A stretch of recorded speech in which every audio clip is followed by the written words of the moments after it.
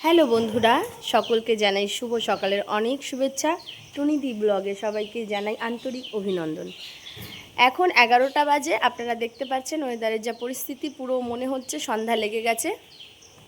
পুরো সন্ধ্যার মতন একদম কালো হয়ে আসছে, কালো একদম কুচকুচে কালো মেঘের ছাউনি।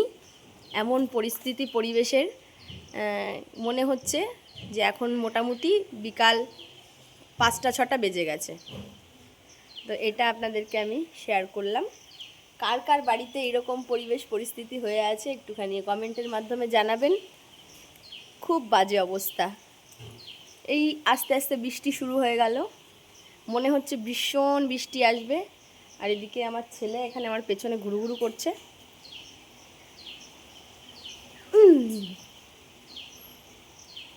দেখি, এই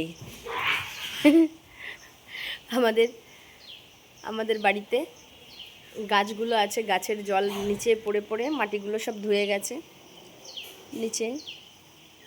কিন্তু একদম খুব বাজে পরিস্থিতি পরিবেশ, মেঘে আচ্ছন্ন চারিদিকে। তাহলে সকলকে টাটা।